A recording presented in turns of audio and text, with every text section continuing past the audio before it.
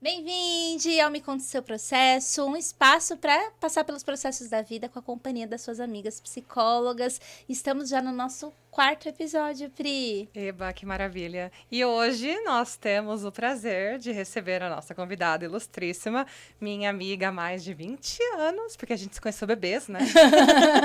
Na maternidade. Kelly! Oi, gente, obrigada. Bem-vinda, Kelly. Obrigada. Muito feliz pelo convite, lisonjeada pela lembrança da Priscila quando ela falou pra mim. Vou vencer aqui minha timidez e vamos ver aí, bater um papo com vocês.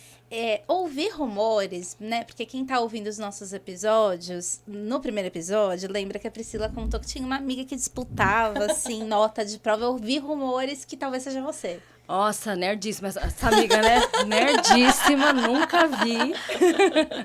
Nunca vi. Pois é. Era eu. Uhum. Inclusive, Nerds Unidas. Nerds Unidas. A Priscila me despertou esse lado nerd. Vou confessar aqui que eu tava até meio que perdida na escola depois de um ano muito conturbado, assim, pro meu lado meio rebelde. Aí eu conheci a Priscila, ela voltou, me pôs de volta aos eixos do estudo. Eu ia me perder. Gostoso. A gente vai conversar bastante sobre isso. E antes da gente começar o nosso episódio, temos alguns agradecimentos, né, Pri, pra fazer? Sim, então o nosso primeiro agradecimento é a Jolie Boutique, que nos fez lindas e belas, vestidas assim. Beijo, Edi. A Edi, ela já é minha parceira a longo prazo e ela é a nossa primeira patrocinadora. Sim. Né? E também quero agradecer a nossa segunda patrocinadora, que é a esmalteria da Jéssica. Vamos colocar os arrobas aqui, que ela que fez as minhas unhas lindíssimas. Muito obrigada, Edi, mais uma vez aí pela correria, com esse braço aqui, ó, Edi me salvou. E a gente sempre traz uma bebidinha temática. Descobrimos, gente, que provavelmente a gente vai ficar no chá, porque Priscila ama chá, eu amo chá e Kelly também ama chá. Então, a nossa bebidinha de hoje é um chá de pêssego, que é o favorito. E você tá falando que é o favorito da sua filha também, né? Minha filha é viciada nesse chá de pêssego. Daqui a pouco eu vou pedir patrocínio Paga pra Mate Leão, porque ela só Mate bebe Leão. isso. Só o chá de pêssego. A Kelly é uma profissional da área financeira, habita lugares aí que às vezes a gente pode torcer o nariz, eu mesma, às vezes penso, ai meu Deus, finanças, eu tenho medo, é um tema que pode ser delicado. E a gente vai conversar um pouquinho sobre a carreira da Kelly, mas ela também vai falar um pouquinho sobre a visão que ela tem sobre organização, não só para finanças, mas para vida, enfim, vai ser um papo muito, muito gostoso. Então, Kelly, eu queria começar pedindo para você contar pra gente o seu processo profissional. Como que você foi atuar na área de análise de crédito, que é onde você atua hoje? Ah, sim. Então, assim como a Priscila falou, né, no primeiro episódio, que a gente veio de bolsa, que disputava nota, escola pública, sem dinheiro. Isso, acho que, né, você também veio bolsista, né? Só tínhamos boa vontade, né? É a prova que a boa vontade às vezes vence os percalços da vida, né? A gente consegue passar. Então, entrei na faculdade lá atrás, não vou citar datas, enfim. Não, a gente não precisa desses né? detalhes. Pouquinho antes da pandemia. Coisa pouca. Eu entrei, né, na faculdade de administração. Sempre tive essa vontade de cursar administração. Até cheguei a fazer um curso técnico de nutrição anteriormente na ETEC. E acabando a escola, a gente surgiu essa oportunidade da bolsa, passei para administração. No início, enfim, né, mesmo com a bolsa era muito difícil, né, as condições de xerox. Eu lembro que as minhas amigas que tiravam xerox para mim, porque para mim já era uma coisa que era, né, dificultoso. Transporte, a gente foi correr atrás, eu e a Priscila, né? Priscila lembra, para conseguir também um transporte que a prefeitura dispunha, né, para a gente, que éramos de outra cidade. E aí, no segundo semestre, eu consegui meu primeiro estágio numa loja no shopping, no Mogi Shopping, aqui, de celular. Área administrativa como um todo. Depois de uns 6 meses, eu fui para uma concessionária focada na área de cobrança. Uhum. Então, o meu intuito era só estagiar para aprender o máximo que eu conseguisse ali durante a faculdade e, posteriormente, decidir, né, qual carreira seguir. Eu nunca tive essa vontade, nem sabia o que era análise de crédito até então, né? Uhum.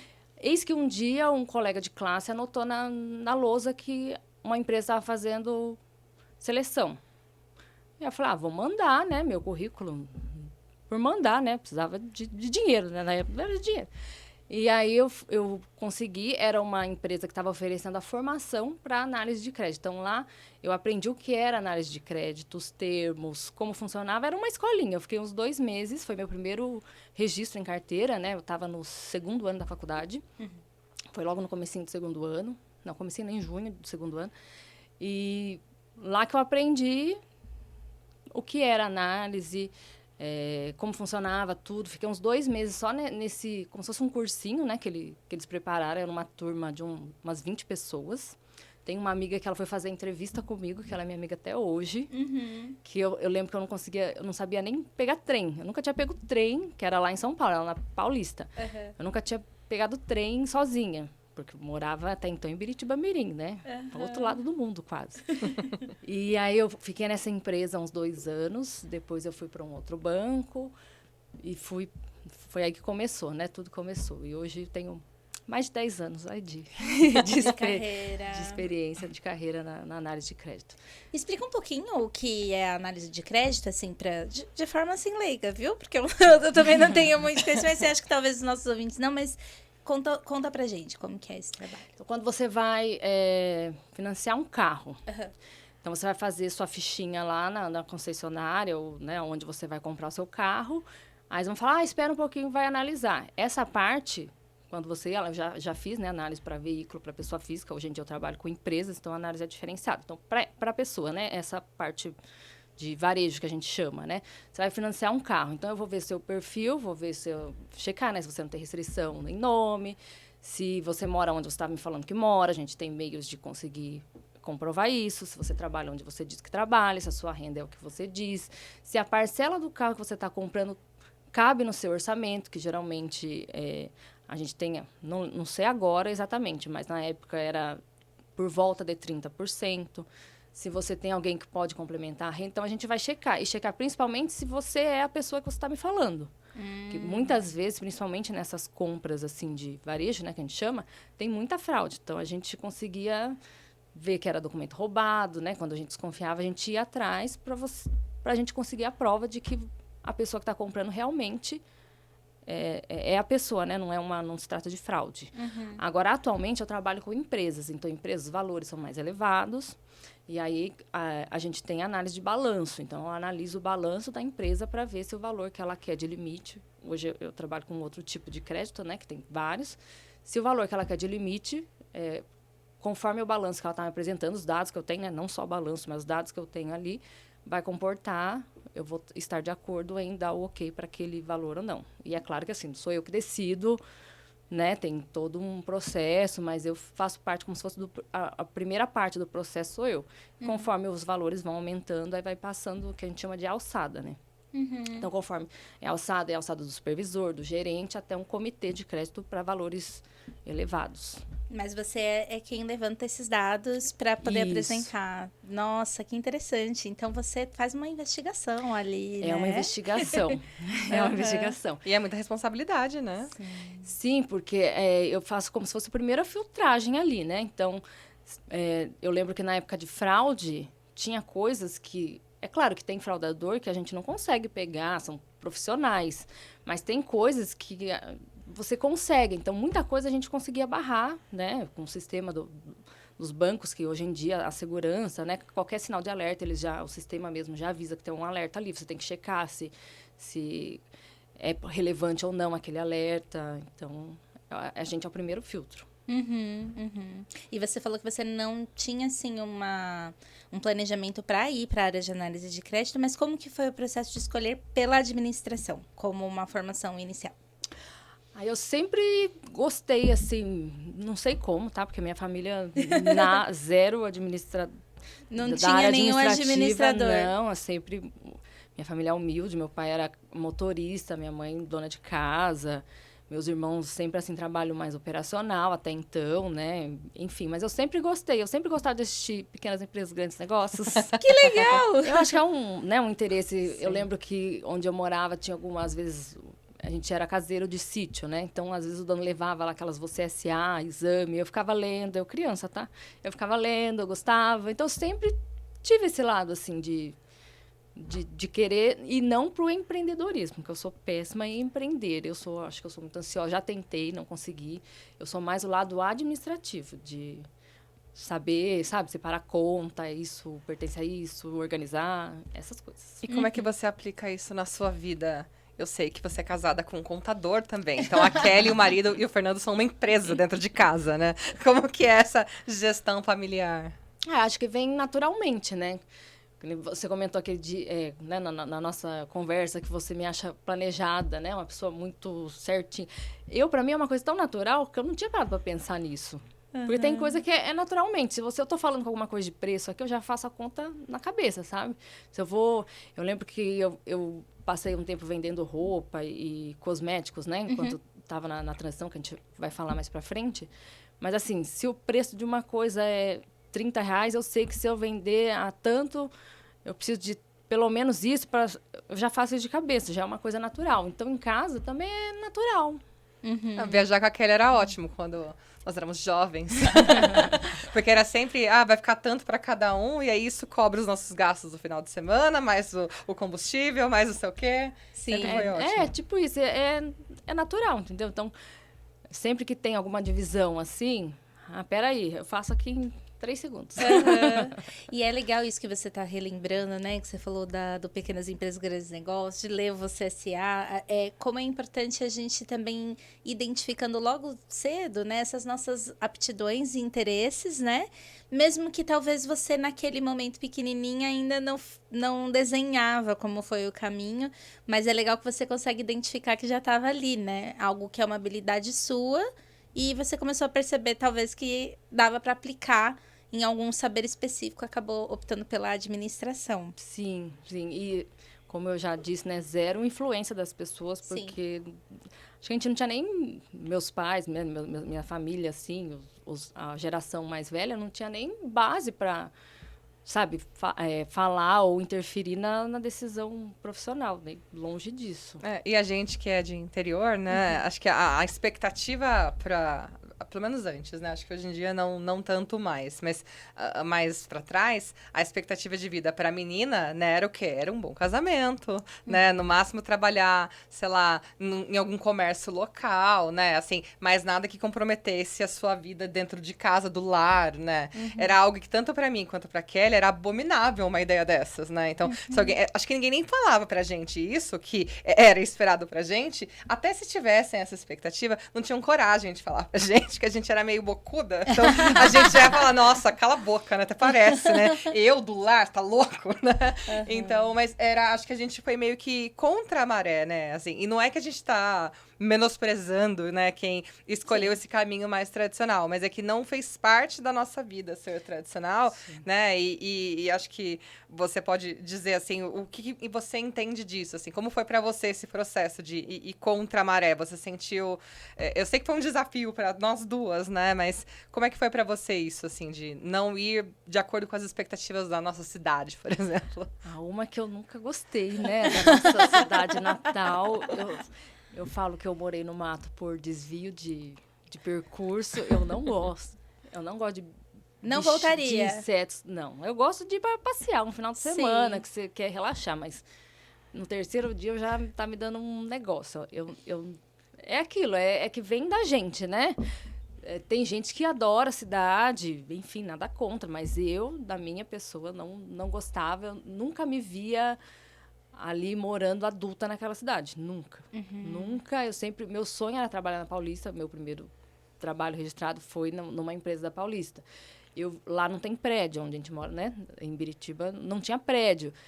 Eu achava o máximo quem morava em apartamento, porque eu achava assim, nossa, deve ser muito legal. Morei em apartamento também, não gostei. Então, mas eu tive... Agora, eu gosto. Agora são escolhas, né? Você conhece os dois lados. E eu nunca me identifiquei com aquele lugar. E de trabalhar, eu lembro que quando eu comecei... Um pouco antes de eu começar meu ensino técnico eu já trabalhava, eu e minha prima, numa locadora da cidade, já para eu ter meu dinheiro. Era só os sábados, que era só ali, sabe, para você... Porque eu não tinha, né, condições, eu não tinha mesada, não tinha essas coisas. Então, para eu ter como se fosse o equivalente a uma mesada hoje em dia, eu e minha prima, a gente trabalhava aos sábados numa locadora, que aí não implicava na escola, e a gente já tinha o nosso dinheiro. Depois, né, quando eu comecei a o ensino técnico e já ir visando a faculdade, aí eu parei, né? A gente parou, ela também, para focar nos estudos, mas até então eu sempre quis ter a minha independência. Uma, porque minha família não tinha condições de me oferecer, né, o que eu queria, né? O que eu queria não, né? Todo mundo quer essas coisas, enfim.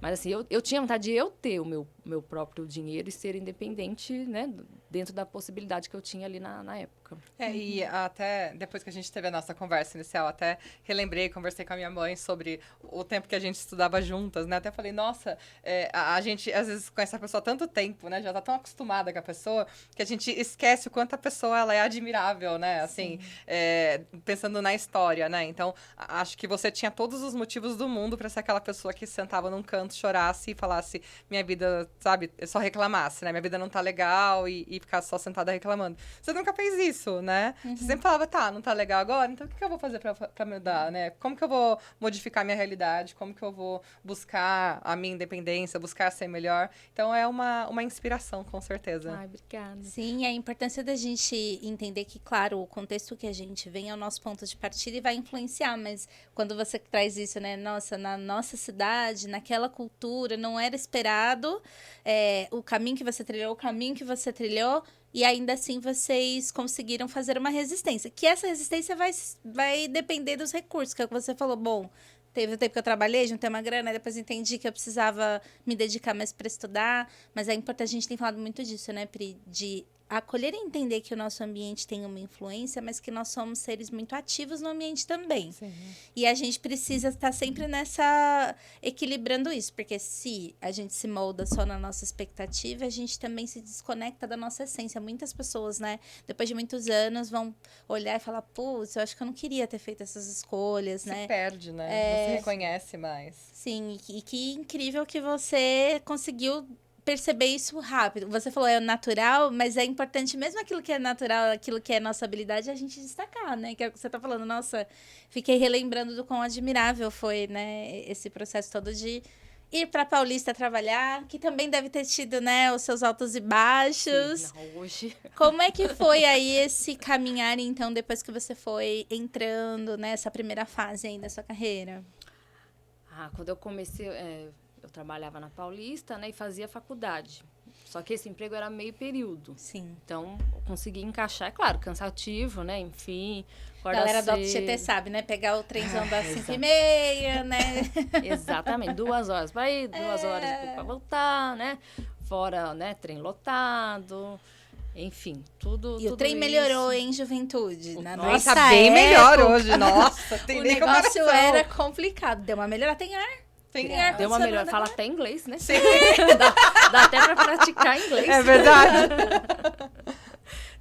Na nossa época, o negócio não tinha ar. A janela não abria direito. A janela não abriu, a porta não fechava, né? E superlotação. Não que não seja Superlotação. lotado hoje, mas era absurdo, né? A galera ia era pendurada mesmo. Era bem pior. Não ia até a luz direto, que isso é um fator também, Tinha que né? fazer baldeação em Guaianazes. Tinha que fazer baldeação.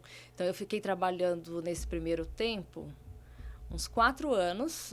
2 anos na Paulista, depois eu mudei, né? Quando eu mudei de empresa, era no Tatuapé, então era um pouco mais perto. Eu estava no último ano da faculdade, foi difícil também conciliar, porque aí já era um trabalho de período integral, que trabalhava no final de semana também, né? Esses feirões, veículos aí, eu ficava lá analisando. Mas eu tava assim, todo mundo falava, você tá se matando de trabalhar. E eu falava, mas eu tenho que aproveitar agora, que eu tô jovem, não tenho filho, tô no pique. Então eu fui, mas também não tinha planejamento financeiro, não consegui guardar. Eu ganhava bem pra época, mas eu não consegui guardar nada. Pra não falar que eu não fiz nada assim, a gente conseguiu, né? Eu e meu marido, claro, né?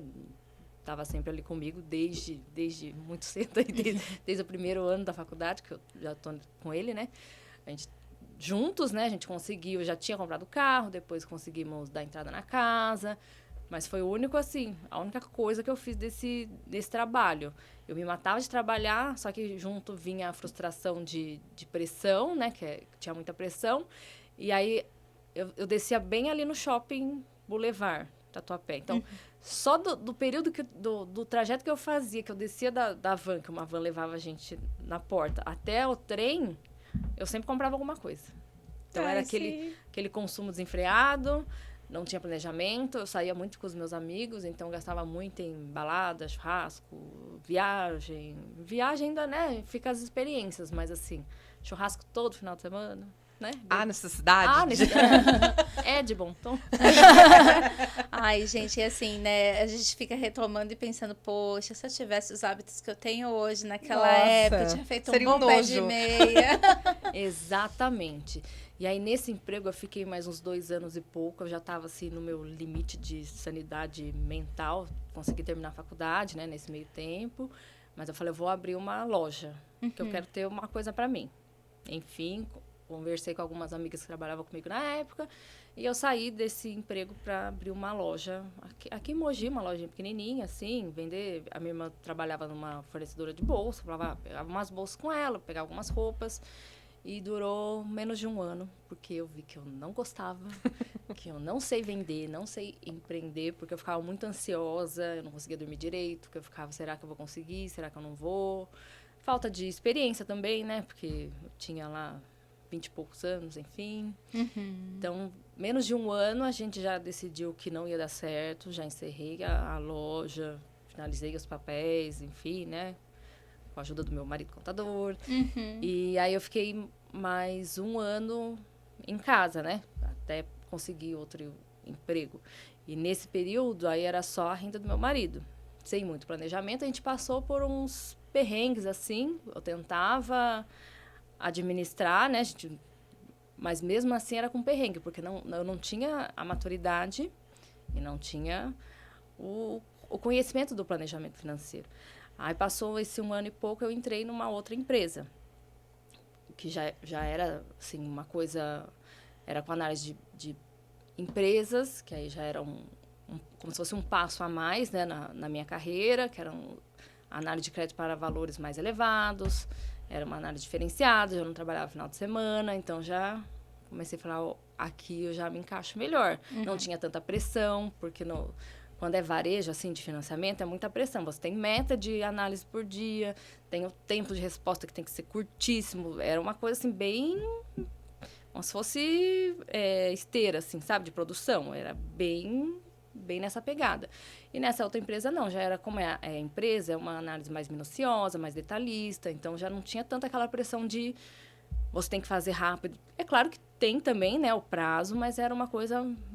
sem comparação já a minha outra realidade. Então, nessa empresa eu fiquei mais 4 anos, aí nesse meio tempo eu fiz uma especialização em controladoria para, né, me aprimorar profissionalmente, muito importante. E aí começou a pintar a ideia de ter filho. E eu sempre falava pro meu marido que eu não ia ter filho porque... Uma vez eu vi uma pessoa que trabalhava comigo chorando porque o filho chamou a babá de mãe. Sim. Porque ele ficava o dia inteiro com a babá. E eu tinha isso na minha cabeça. Eu falei, eu não quero isso. Se eu for ter filho, eu quero parar de trabalhar e ficar um tempo com a criança, né? Pelo menos planejava sempre assim, 2 anos. 2 anos é um tempo que já aprendeu a andar, já aprendeu a começar a falar. Eu vou ouvir ele falar mamãe, né?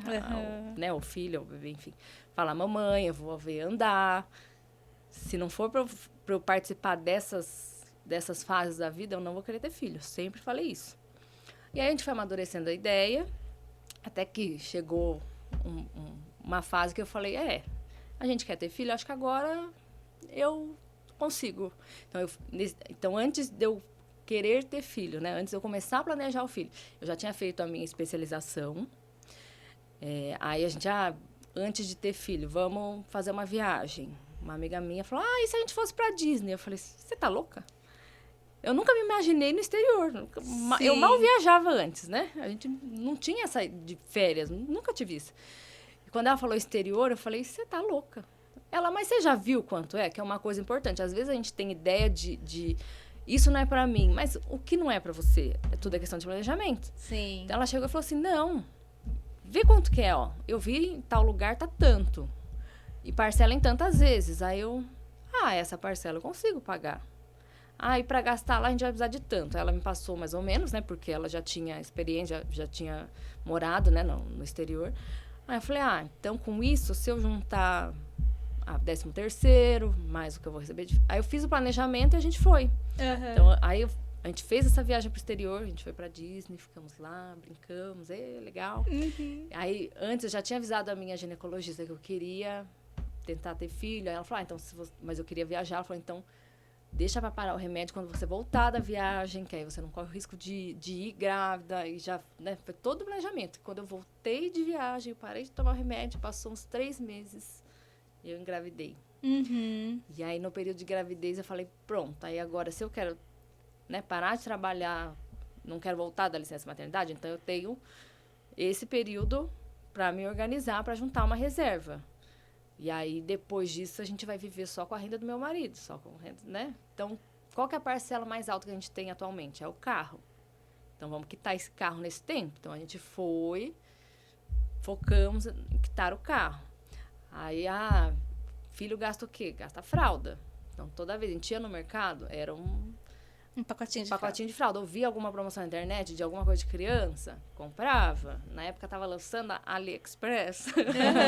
Várias coisinhas eu comprei lá da China. Sim. Porque aí a gente foi já juntando. Eu lembro que quando... Aí, fora, né, chá de bebê, que a gente quer muita coisa. Eu sei que a gente voltou a comprar fralda, ela já tinha passado de 1 ano dela. Fizeram uma reserva de um tempo ótimo. A reserva que a gente fez, mais que a gente ganhou, porque a gente ganhou muita fralda. O guarda-roupa, assim, ficou lotado só de fralda. E ela desfraldou com 2 anos. Então, depois que ela nasceu, eu gastei com fralda menos de 1 ano. Porque aí, quando começou a acabar a reserva, eu falei, já tem que começar a desfraldar essa criança aqui, ó. Já tem que... Já tá na hora, o timing tá perfeito. Eu conheço gente que se planejou pra ter filho, mas assim, ninguém como a Kelly. você, não. Não, a Kelly é exemplo. Toda vez que alguma amiga minha falava, eu estou pensando em ter filho, aí eu falava, olha, a Kelly fez exatamente dessa forma. Faz que não tem erro. Eu acho que é uma decisão tão importante, que modifica tanto a vida, né? E é claro que, assim, nem sempre a gente tem condições de planejar tanto, às vezes acidentes acontecem, etc. Mas eu acho que a gente se planeja para tanta coisa. A gente se planeja para ir para o exterior, a gente se planeja para comprar um carro. E às vezes, para ter filho, a gente não faz essa análise. E eu acho que você, como mulher, também teve que pensar em muitas coisas. Teve que pensar que você queria ficar esse tempo acompanhando e pausar sua carreira, isso tem um impacto, né? A organização financeira, você contando, né? A gente no começo não tinha organização, mas olha, vocês foram caminhando super bem, que chegando nesse momento, vocês já conseguiram se planejar, né? Então, a importância do planejamento, não como uma coisa para enrijecer, mas eu acho que às vezes as pessoas têm essa questão de ter filho como algo assim, é natural da vida, tudo vai dar certo, eu vou dar conta. É um negócio complicado, um custo alto financeiro, um custo emocional gigante. Então, eu acho que é bom ter esse exemplo, né? Sim. Porque é uma decisão muito importante e ela precisa ser planejada, né? E eu achei muito legal que vocês foram pra Disney antes, porque eu vejo muitas famílias que pensam assim, não, quando eu tiver um filho, aí eu vou esperar meu filho fazer não sei quantos anos, porque daí eu vou com ele pra Disney e a gente aproveita. E eu acho que vocês conseguiram perceber, não, é uma coisa que a gente quer fazer, né? E talvez em algum momento também vocês façam, não sei se já fizeram com a sua filha também, mas de poder entender que essas necessidades não precisariam só esperar, né? A chegada de uma criança, que você já poderia atendê-la, né? Porque tem gente que acho que mistura muito, assim, não assume os próprios sonhos, muitas vezes, né? Os próprios desejos. E aí projeta no filho, o meu filho vai realizar. Eu não vou estudar tal coisa, mas meu filho vai estudar tal coisa, né? Então, acho que é legal a gente entender, assim, que o que é nosso e o que é do outro é do outro. Então, o filho vai ter os próprios sonhos, os próprios desejos. Pode ser que ele odeia, pode ser que a Clarinha odeia a Disney, por exemplo. Eu acho que não é o caso, mas ela não odeia. Podia ser que ela odiasse, sabe? E assim, aí a gente fica refém, né? Não, eu vou esperar. Vai esperar o que mais, né? Eu acho que com a maturidade, né? Enfim, uma coisa que é boa nessa vida, maturidade, né? Experiência, é que a gente não precisa esperar nada do outro, né? Eu lembro que antes, eu vou pra academia só se minha amiga for, eu vou pra academia só se não sei quem for. Não, vai na academia. Aí eu comecei, nesse período que eu fiquei sem trabalhar, eu ia pra academia sozinha. Eu deixava ela na escolinha, quando ela começou a ir pra escolinha, ia pra academia sozinha. Porque isso é o meu corpo. Eu quero trabalhar a minha saúde, meu corpo. Eu não preciso esperar outra pessoa falar, vamos. Eu que tenho que ir por mim. É claro que, às vezes dá uma preguicinha, você chama alguém, né? Mas o principal tem que ser você, né? As decisões que você toma tem que ser as suas. E nessa nossa conversa eu tô percebendo que você tem uma clareza, assim, sobre você, porque você falou, olha, eu tentei empreender, né? Fui pra esse ramo, experimentei. Não foi pra mim, identifiquei que pra mim a ansiedade não fez bem, mesmo você tendo bastante ferramenta técnica, né? Vamos pensar assim. E eu acho que às vezes a gente resiste um pouco a identificar a nossa característica, né? E às vezes acaba insistindo numa coisa que não é a nossa. O que encaixa bem pra gente. Eu achei muito importante você trazer, porque hoje a gente está num movimento de empreendedorismo muito intenso no Brasil, o que eu acho muito legal, né? Acho que estão surgindo muitas profissões interessantes. Mas a gente também tem que entender nosso perfil e como lidar com isso, né? Não existe o ideal. Eu não sei se você teve essa experiência, você ia abrir, mas eu tive aquela experiência assim, olha, CLT é a melhor coisa, você tem que casar com a empresa, trabalhar 40 anos lá e nunca sair, porque daí quanto mais tempo de empresa, melhor. E acabei escolhendo um outro caminho, porque para mim, aquela experiência, eu prefiro a turbulência e a instabilidade, mais uma autonomia, do que aquela experiência de putz, o meu horário não é bem meu horário e tudo mais. Mas é perfil, né? E você também fez essa análise do seu perfil a partir dessa experiência, né? Então, me parece que você tem essa clareza. E acho que com a filha, né? Você falando do planejamento também para a chegada dela, você também se checou. Eu não vou dar conta de não ficar esse período com ela. Algumas mulheres, né, ficam bem com isso, mas você sabia, né, que para você não. Então, vamos ter que bancar aqui essa escolha, Sim, isso né? eu tinha muito claro que hoje, talvez, é que hoje a minha realidade é outra, né? Eu trabalho em casa, em home office, então eu acho que eu conseguiria trabalhar e acompanhar, né? Por mais que você precisa de alguém para te ajudar ou colocar a criança, né, numa escolinha, é diferente. A minha realidade hoje é diferente. Sim. Agora, antes era impossível. Eu não passaria na minha cabeça. É claro que isso é meu, como você disse, né? Meu perfil, né? Tem mães que conseguem, que lidam. Eu não conseguiria. Eu fiquei muito insegura quando ela nasceu, né? Acho que é também normal de muitas mães aí. Então, só de pensar, meu médico era em São Paulo, só de pensar em como eu teria aqui, eu já ficava meio que em pânico, sabe? Eu ficava, como eu vou dar de mamar para ela, como? Isso porque aí meu marido sempre dava um jeito, me levava, me acompanhava, porque se eu fosse sozinha, tipo, ir de transporte eu e ela. Acho que eu peguei trem com ela depois de 2 anos. Ela já tinha 2 anos e eu fui assim, morrendo de medo. E a minha irmã me acompanhou. Eu não fui sozinha, né? Não fui sozinha só. Porque eu morria de medo. Tinha muita segurança de acontecer alguma coisa. Eu não sabia lidar. E é muito de mim, né? A minha insegurança. Porque muitas mães... A minha amiga que teve filho assim no mesmo período, trabalhava comigo, ela sempre vinha me visitar e vinha de trem. Eu falava, como você consegue andar de condução com uma bebê? Que eu morria de medo. Eu mal saía de carro, que eu tinha medo, imagina, de condução. Jesus amado.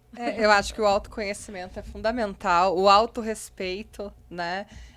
A gente entender que a gente tem limites, né? Assim, tem coisas que a gente dá conta, tem coisas que a gente não dá conta, e a gente respeitar isso, né? Acho que a Kelly é uma pessoa que tem um autoconhecimento legal, assim, que veio se aprimorando ao longo dos anos, né?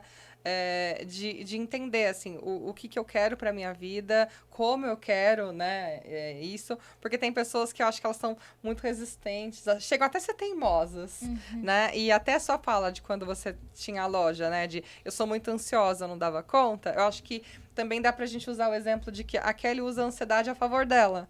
Né? Porque o que é a ansiedade? A ansiedade é a necessidade de controle, né? A gente prever o que pode dar de errado, né? Então, acho que você é um bom exemplo disso, porque muita gente se desespera só, né? Assim, eu vou só me desesperar, não tem solução, e só vai dar errado, que é onde vem os pensamentos intrusivos e catastróficos muitas vezes, e às vezes a pessoa até acaba ficando mal e tal.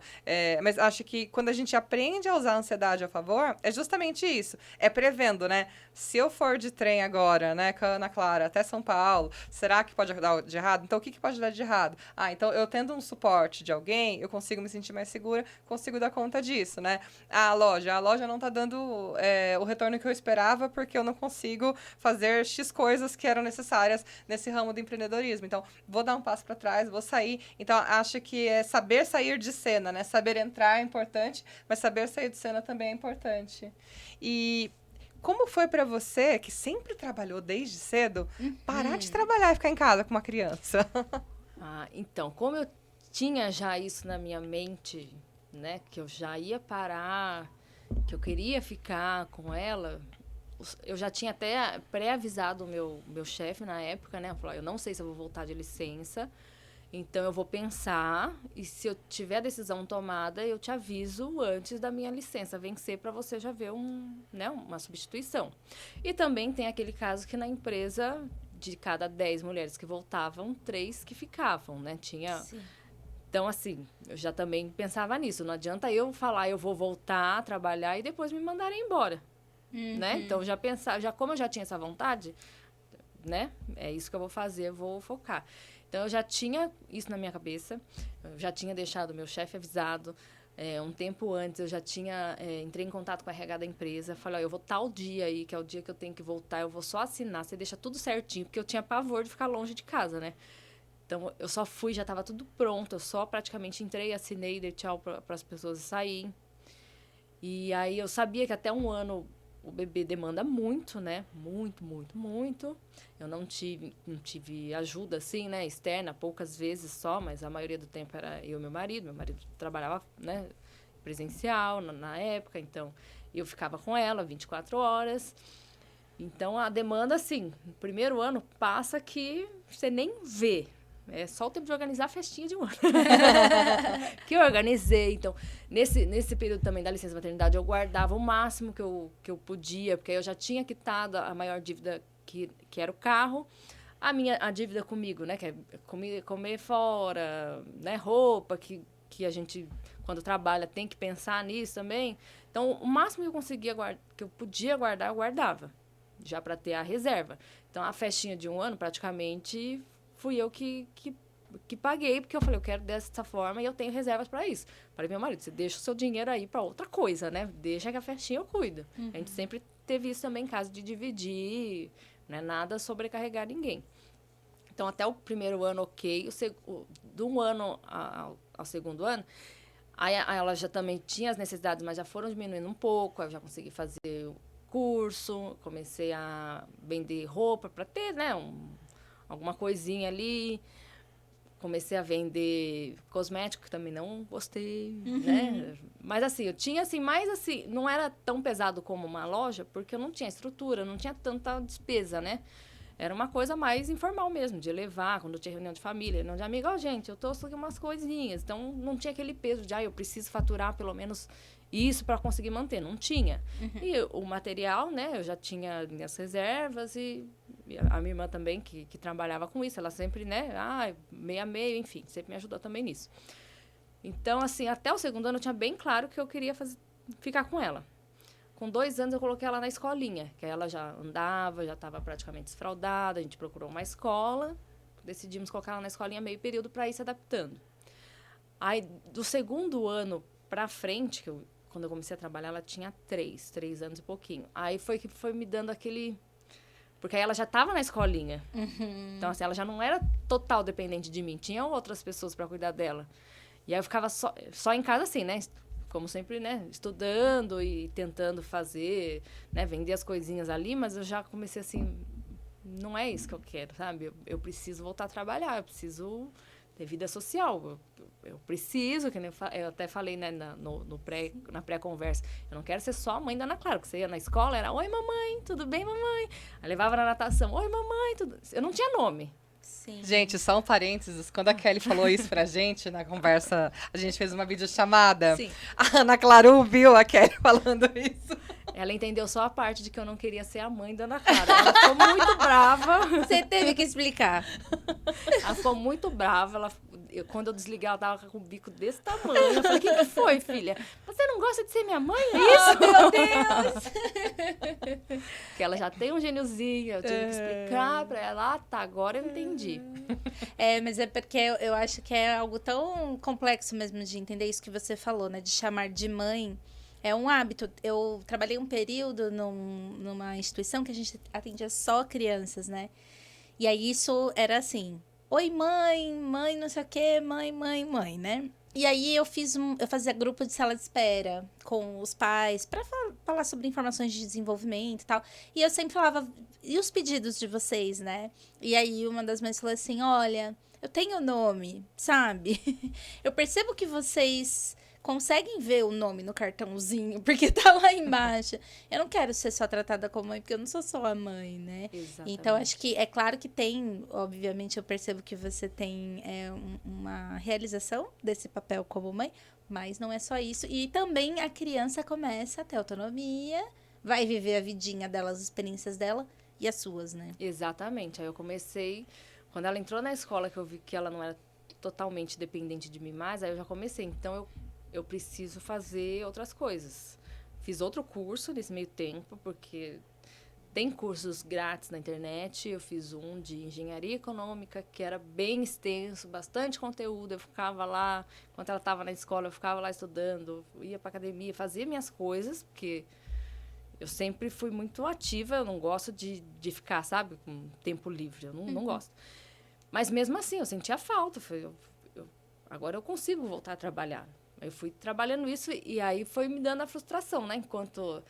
Falei, não, vou esperar então ela se adaptar na escola, mais um ano. Só que nesse um ano tinha, é claro, né? Sempre, eu tô contando a parte, mas sempre tem os perrengues, tem as crises, tem a insegurança. E meu marido sempre me apoiou nas minhas decisões. Então, quando eu falei, você quer ter filho? Ok, eu também quero, mas eu vou deixar de trabalhar por um tempo. Ok.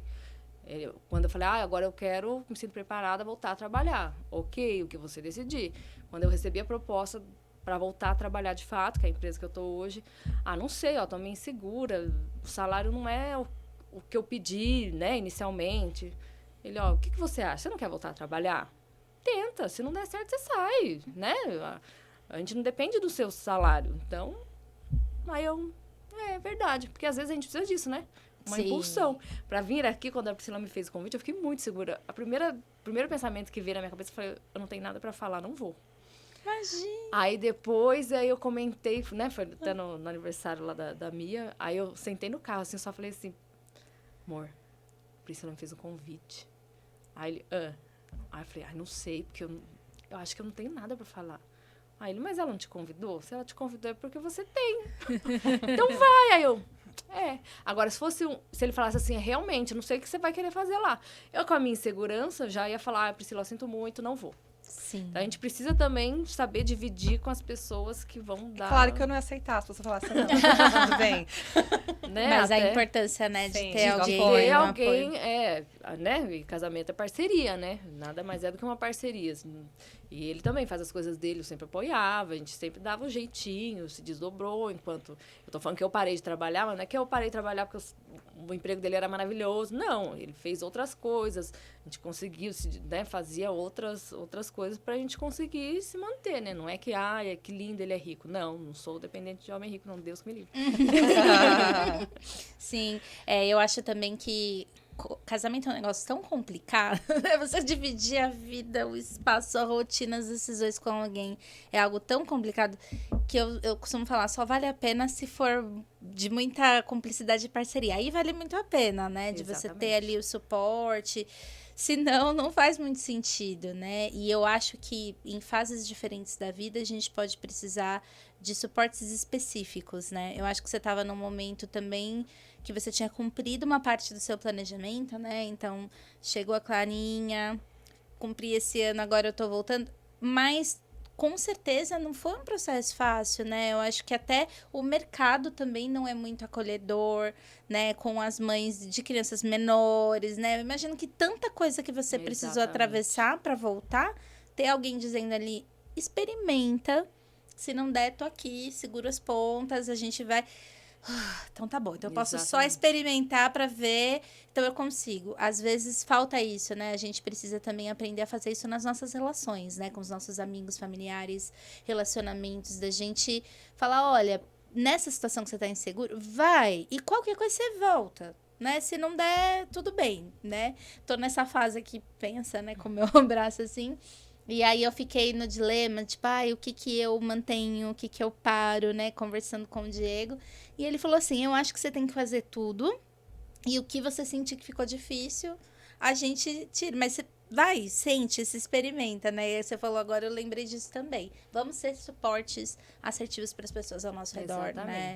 E às vezes a gente, né, a pessoa que tem que tomar a decisão já tá tão preocupada... Que aí uma visão de fora que não tem aquela preocupação, ela só vai ouvir aquilo. A gente não tem tantas outras preocupações, mas e se... E que nem ele ouviu o seu braço, né? Meu marido ouviu a minha decisão. Ele não tá ali tendo a visão de todas as minhas outras inseguranças. Então, para ele é mais fácil tomar decisão. Às vezes também ele fala uma coisa, nossa, mas ia acontecer. Eu falo, mas é só isso. Se acontecer, é isso. Porque a visão de outra pessoa é diferente. E aí fala, é verdade, eu não vi por esse ângulo. É verdade, é verdade. Você fala, é verdade, é verdade. E você comentou do retorno, né, do mercado de trabalho. Eu tenho até uns comentários, né, que eu fiz várias entrevistas, né, até chegar no meu atual emprego. E eu lembro que a mulher, né, mulher e mãe, como é diferente o tratamento. Eu lembro que eu estava numa dinâmica assim, de entrevista, que era uma sala, e a recrutadora lá fazia perguntas assim, na presença de todo mundo. Ela perguntava, né, das experiências, e ela anotando. E aí tinha um menino que ela perguntou, antes de mim, você é formado nisso? Ele tinha 3 filhas. Ok, você tem 3 filhos? Ok. Não perguntou mais nada. Quando chegou na minha vez, eu tenho uma, né? E o que você vai fazer com a sua filha? Quem vai cuidar dela? Como se a responsabilidade de cuidar da criança fosse só da mãe. E o menino que tinha 3? 3 são mais que 1, né? Com certeza. Meu amor. E era mulher. A gente tem muito esse preconceito. Eu já ouvi, assim, quando eu falei que ia voltar a trabalhar, né, que eu estava vendendo, eu já ouvi assim, mas você tem uma criança pequena, nenhuma empresa vai pegar. Você não sabe que, tipo, você escolheu ser mãe, você tá fadada a isso? Você ouve essas coisas. E não, gente. E às vezes até de gente próxima, né? Exatamente. Mas as pessoas próximas não falam muito isso pra mim, né? Porque conhece. Você já responde, né? Né? Mas é muito essa experiência sua, né? Parece o concreto ali, né? Poxa, uma pessoa que tem filhos também, mais ainda do que você. Porque, de certa forma, vamos supor, se fosse só um interesse genuíno de saber como é a dinâmica da vida da pessoa, eu ia perguntar pra todo mundo, mas não é porque fica aquela sobrecarga, Exatamente. Né? Então, porque se entende. Se entende que o homem, ele pode ter 20 filhos, mas quem vai cuidar é a mulher. Exatamente. Ele nunca vai ser incomodado por essas demandas, né? Nunca. Agora, a mulher não, ela tem que dar conta da cria dela, né? E aí tem muitas empresas, a que eu estou hoje, estou lá por isso, né, que não pensa dessa forma. Filho pequeno, você tem que levar no médico. Ficar muito doente, Fica muito doente. Gente, qualquer pessoa pode ficar muito doente, né? Não, inclusive o próprio trabalhador que está ali. Ele pode se ausentar porque ele está doente. Exatamente. E assim, quando eu comecei a trabalhar, eu e meu marido, a gente dividia muito. Tem que levar no médico, você leva um dia, eu levo no outro.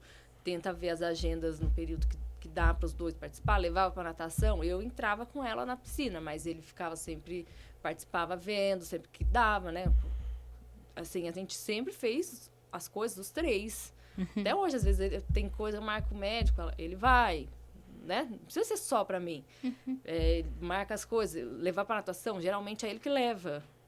Ginástica, eu fui conhecer a professora da ginástica bem depois, porque era um período que ele sai mais cedo que eu do trabalho. Então, ele levava, e aí, muitas vezes, ele ficava lá, ou quando não dava, eu ia buscar, mas, assim, ele sempre participa.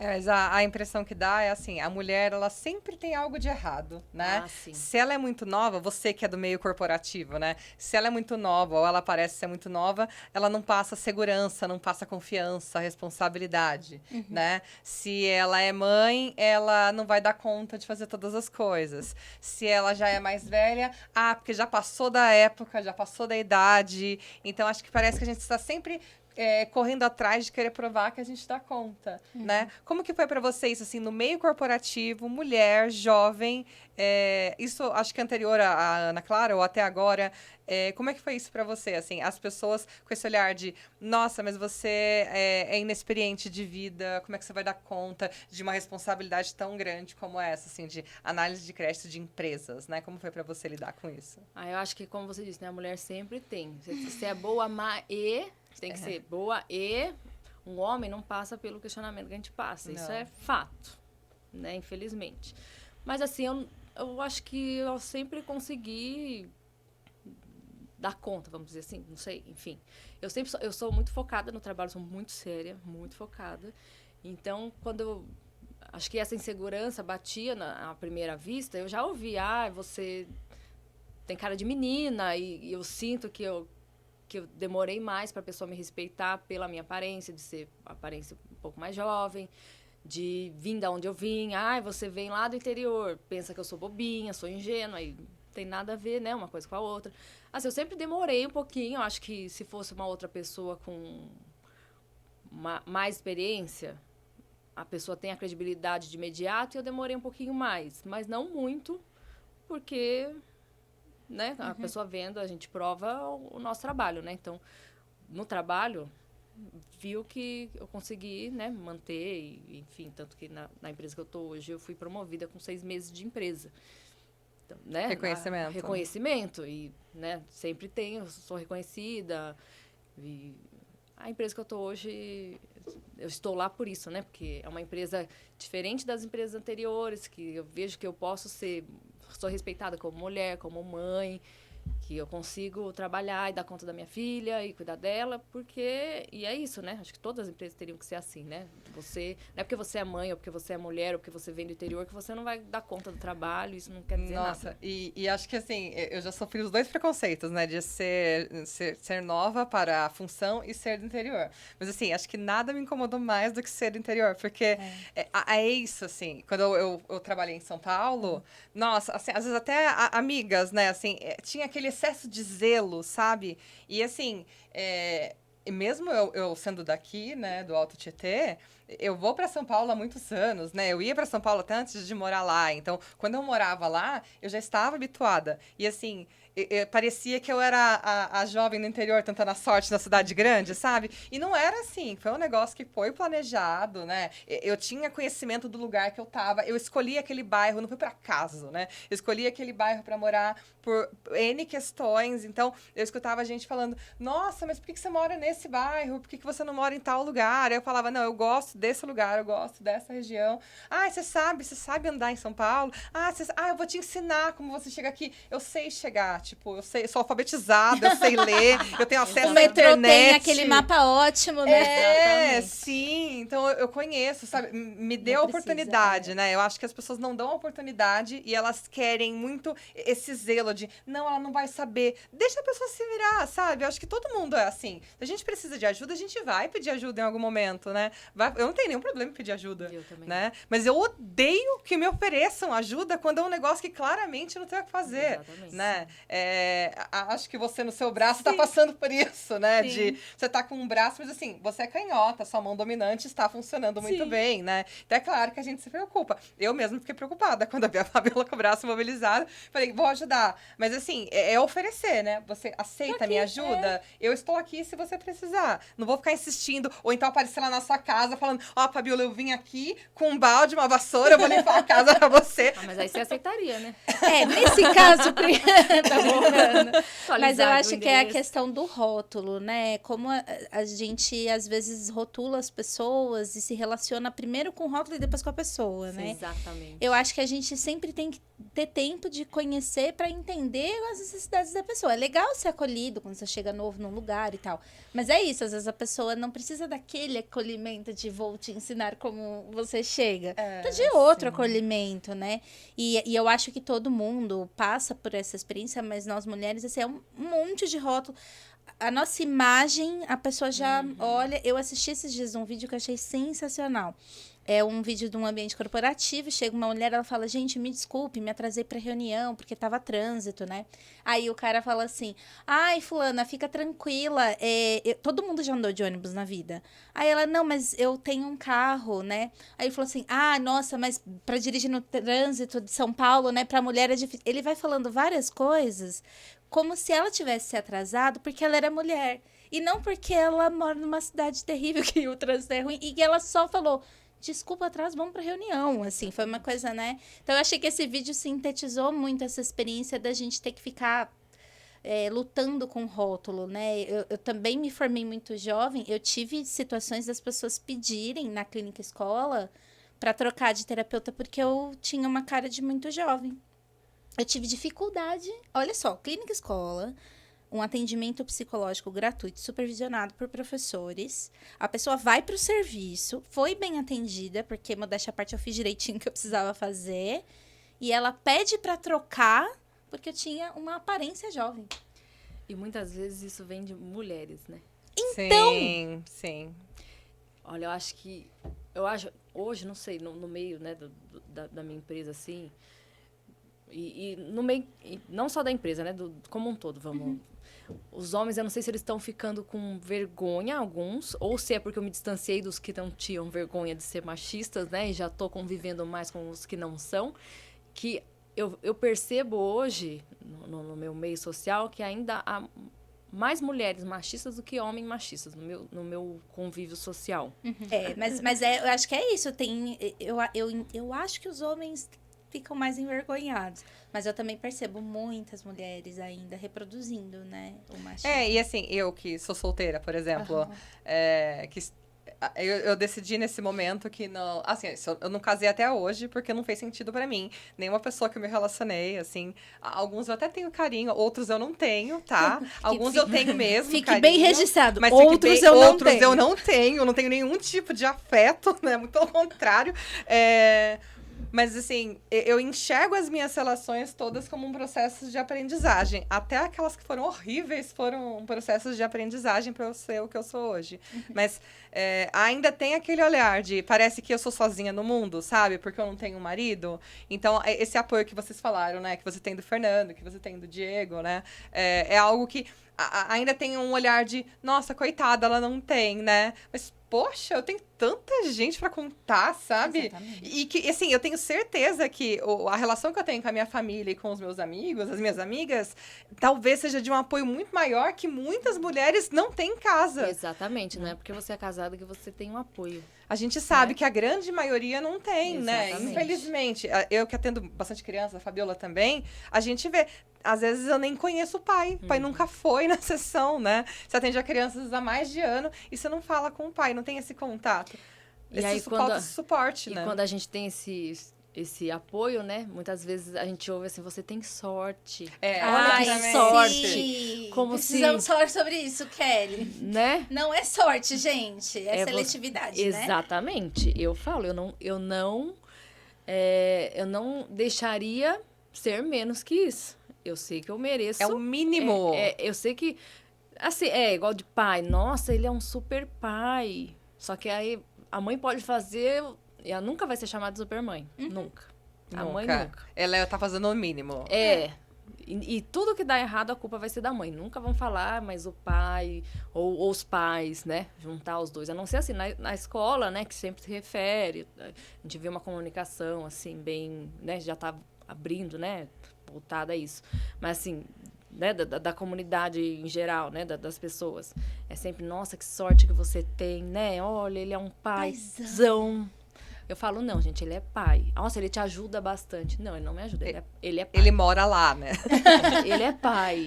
E eu acho que tem essa questão também, é claro que a seara do relacionamento tem muito conteúdo emocional envolvido, nem sempre a gente tá com o nosso autoconhecimento em dia e se envolve. Tem pessoas que enganam também, tem tudo isso. Sim. Mas eu como uma pessoa assim, sou feliz no meu relacionamento, gosto de ser casada, mas eu sempre falo, gente, casamento é complicado, só vale a pena se a pessoa tiver uma compatibilidade ótima com você e se você entender que é uma pessoa para compartilhar a vida, porque de suporte para suporte, né, a gente pode ter suporte em várias relações, né, e aí eu vejo muitas vezes por conta dessa questão de, ai, tadinha, tá sozinha, mulheres se estendendo em relações ruins por muitos e muitos anos, Sim. né, e às vezes por circunstâncias que você fala, tá, vai ficar ruim se você se separar e você vai se sentir sozinho. Mas tá tão pior agora que você tá nessa relação que não faz sentido, né? É claro que é tudo um processo social que a gente tá vivendo, mas assim, só vale a pena, né, quando a gente realmente tem um feedback da relação. Se não, também tá tudo bem não ter uma relação, Sim. né? A gente precisa se empoderar como pessoas capazes de cuidar da nossa vida. É engraçado que o homem solteiro, ele também é premiado. É o que você falou, a gente nunca tá certa, né? Não. Que a mulher solteira também é, ai, tadinha, tá sozinha. O homem solteiro, assim, não, ele é bem resolvido, ele é um cara super bem resolvido. Ele é garanhão. Na verdade, ele tá curtindo o melhor da vida. Ai, gente, deu, né? Exatamente. Já deu esses discursos. Exatamente. E eu vejo muito isso agora, assim. Eu vejo a mulher sozinha, eu tenho amigas já com filhos grandes que não tem mais relação. Que uma amiga me comentou esse tempo, falou assim, eu até tava saindo aqui, sabe? Mas ele fez um comentário que, imagina, se eu só tô saindo, ele já fez esse comentário?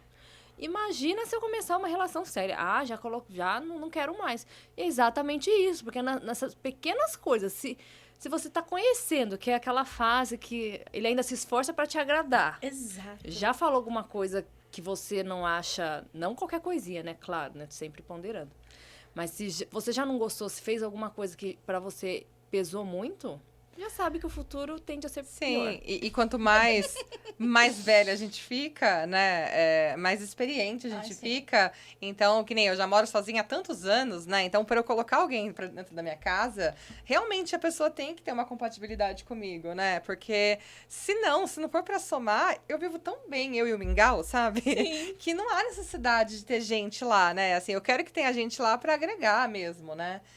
E indo por um outro caminho, né? Assim, saindo um pouco da linha de relacionamento, a gente sabe também que tá super em alta a questão dos investimentos, né? Que a gente escuta, né? De, não invista na poupança, a poupança é errada, investe em A, investe em B, compre ações, CDB, liquidez diária, não sei o quê. Como que você enxerga isso, assim? Porque tem gente que tem muita dificuldade em guardar dinheiro e não faz a menor ideia para onde começar. Aí, quando busca nas redes, não tem uma unanimidade, assim. É um monte de gente falando um monte de coisa, usando siglas muito difíceis, a pessoa não faz a menor ideia do que aquilo quer dizer, né? Verdade. O que você recomenda para essas pessoas? Então, acho que antes de começar a investir, de ter qualquer coisa, você tem que fazer o seu planejamento financeiro, né? Então, primeira coisa, eu ganho X, as minhas dívidas que eu tenho, né, fixas, que eu preciso pagar lá, aluguel ou prestação de casa, comida, água, luz. Quantos por cento que está consumido? Meu salário vai... Quanto do meu salário vai para isso? Uhum. Então, tem várias teorias, tá? De você investir 10%, 20% da sua renda. Você fala que você vai pagar o seu eu do futuro. É legal investir, só que primeiro vamos organizar, porque você não vai tirar 10% do seu salário, investir e deixar de pagar a fatura do cartão de crédito, pelo amor de Deus. Porque os juros não vai compensar, né? Os juros não vai compensar. De investimento, que a gente vê que a poupança... não é nenhum investimento. A poupança, eu deixo dinheiro na poupança quando é assim, eu tenho uma parcela que vai vencer dia 10 e sobrou um pouquinho aqui. Eu não conto nem como investimento. Eu só tiro ali da minha conta corrente para não passar o cartão de débito e tirar o dinheiro de mim. Porque a poupança, o rendimento dela é abaixo da inflação. Então, no real, né, a inflação é o poder de compra, você está perdendo dinheiro. O rendimento não é interessante. O que começa a ficar interessante para valores menores, né, claro, eu não vou nem entrar nesse mérito de valor elevado, que eu ainda não cheguei lá. CDB ou Tesouro Direto. Só que aí você tem que prestar atenção também em qual é a liquidez. Porque se é uma reserva de emergência, que o ideal é você ter de 3 a 1 ano dos seus gastos como reserva de emergência, deixar separado, você repensar numa liquidez, então, que seja diária ou mais rápido. Porque tem alguns investimentos que você compra um título lá que o vencimento é em 2029. Sim. Se acontece alguma coisa nesse meio do caminho que você precisa resgatar, você vai perder, porque ele vai ser cobrado uma taxa se você resgatar antes. É sempre bom ler antes. E CDB agora tem bastante conta digital que você já deixa lá rendendo mais que a poupança. Então, isso é ótimo. Você separar uma conta só para isso, pro seu fundo de emergência. Eu tenho uma conta num banco que é só para fundo de emergência. Então, quando eu quero investir em alguma coisa, deixar para o fundo de emergência, eu destino para aquele lugar. Se esse dinheiro eu já quero deixar mais a longo prazo, então já vou para outro lugar, já compro alguma... invisto em dólar, investi em criptomoeda, que também vale o risco. Quando eu investi em criptomoeda, era aquilo assim que o Bitcoin estava lá em cima, que eu falei, nossa, isso era dado no Facebook, né? Coloquei lá um valorzinho, porque quanto maior o risco, maior a promessa de rentabilidade. Só que você pode perder também. Então, eu coloquei lá um valor mínimo. Eu sempre penso assim, se eu perder esse dinheiro, eu vou... Perdi, né? Uhum. Sempre dá como perdido. Uhum. Porque quando eu investi, no primeiro mês, segundo mês, terceiro mês, triplicou o valor. Agora, ele já está menos da metade do que eu coloquei. Então, é a longo prazo. Ações a mesma coisa, é muito volátil. A ação da Americanas hoje Nossa, coitada da Americanas. né? Todo mundo entendeu um pouquinho, né, de ação volátil essas últimas semanas. Exatamente, porque agora quem tem um valor para, eu acho que a Americanas não vai falir totalmente, eu acho que vai recuperar e eu quero investir, é um risco. Você pode lá na frente ter um retorno, né? Aí vai do que você tem em mente. Mas o fundo de reserva é sempre bom você ter em mente de deixar ali o dinheiro um pouco mais seguro, um CDB que não tem risco, de juntar lá uma quantia, né, de 3 a 12 meses. E o principal no planejamento financeiro é saber as suas dívidas, o quanto você está devendo, o quanto você ganha, colocar no papel, porque muita gente não faz isso, eu não tinha esse hábito de ter o controle. Tipo, se você ganhar lá R$1.000, então no cartão de crédito eu posso gastar no máximo 300. Vai acompanhando a fatura, quando vê, não posso gastar mais nada. Sempre deixa uma margenzinha para emergência, né? Acabou o gás, vai ficar sem gás, né? Acabou, preciso comprar remédio. Sempre deixa essa margem de emergência para gastos emergenciais, mas tenta controlar. Que isso que é importante, é o controlar. Sim. Eu vi uma pesquisa no Serasa que fala que a maior parte, mais de 50% dos inadimplentes devem para o cartão de crédito. Então, que é a maior dívida, que é os juros também mais altos que temos aí no mercado, né? Então, sempre paga a fatura total. E paga inteira, né? Não paga o mínimo. Não paga o mínimo, porque isso vai virando uma bola de neve. Sim. Então, paga a fatura total. Dá preferência, se possível, gasta o cheque especial um pouquinho, né? Até você ter... Porque os juros do cheque especial ainda é alto, só que é menor que o do cartão. Se você puder, tô devendo tanto no cartão, não tô conseguindo. Vê um empréstimo que os juros vai ser mais baixo, quita tudo, vai pagando as parcelas, se planeja e sempre vê os juros. Sim. E voltando, né, ao cartão de crédito, o maior gasto que tem no cartão de crédito é com alimentação. Então, outra coisa. iFood, sabe as notificações? Tudo é R$1, né? Tudo. Eu parei, eu desativei isso, porque é um gatilho, né? Você vê lá tudo é R$1, eu compro. Eu nem penso para comprar. E eu acho que é interessante a gente pensar nesses primeiros passos, porque tem também uma coisa de você entender sua relação com o dinheiro, né? A família da minha mãe é uma família com uma história de muita escassez, assim. E aí, a gente era pequena e eles não tinham muito filtro de contar as experiências difíceis que eles passaram. Passaram fome, foram despejados, enfim. Eu cresci ouvindo muito disso, né? Olha, existe uma possibilidade de escassez no mundo. O mundo não é um lugar totalmente seguro. Eu nunca tive a experiência, mas eu ouvi. Isso ficou ali no meu grupinho de crenças, sabe? E aí, depois, jovem, né? Primeiro salarinho que eu fui ter e tal, eu fui muito para um funcionamento de, tipo, ter excesso de estocar coisas. Eu fui perceber isso muitos anos depois. Mas é aquilo assim... Não posso ter uma sandália, porque essa pode arrebentar, eu preciso ter 2 sandálias. E aí fui acumulando dívidas ao longo do tempo, no início da vida adulta ali. E só muito tempo depois eu fui entender que isso tinha a ver com uma necessidade emocional por conta dessas crenças, né? Então, eu acho que a gente precisa investigar nossa relação. E aí, comida é um gatilhaço na minha família, assim. A gente desperdiça demais por causa do medo de faltar. Agora a gente está aprendendo, né, a se educar, a fazer natais que a gente não desperdiça tanto, mas era um funcionamento compartilhado, né? E aí, depois que a gente investiga a nossa relação com o dinheiro, aí vem um passo muito básico que eu vejo que muita gente pula, que é isso que você está falando. Você tem que perceber, entender, você tem que listar, e dá um puta trabalho, e gera ansiedade. Eu sou dessas, que quando chega a hora de fazer o planejamento, já me começa a dar um ataque cardíaco, que eu sempre fico com medo de não dar. É fantasia, hoje eu sei, tipo, né, quando põe na prática ali, a gente organiza. Mas tem que enfrentar, porque se você não rastreia minimamente, né, como é que você vai tomar decisão? Exatamente. Por exemplo, né, de onde eu vou deixar esse dinheiro que eu preciso retirar com uma certa agilidade, esse aqui eu posso investir. Para você chegar nessa etapa, teve uma etapa de contato inicial e gera ansiedade. A gente não tem cultura de organização financeira no Brasil. Então, é enfrentamento, não é uma coisa confortável, né? Mas a gente tem que passar por essas etapas iniciais, porque se você pula e vai lá e... Não, então beleza, então eu tô vendo que vale a pena investir em Bitcoin. Porque eu vi um vídeo de 15 segundos aqui passando na minha timeline. e aí você não analisou como é que você tava, você pode se embolar ainda mais, né? E aí fica aquela relação com dinheiro ruim a vida toda, né?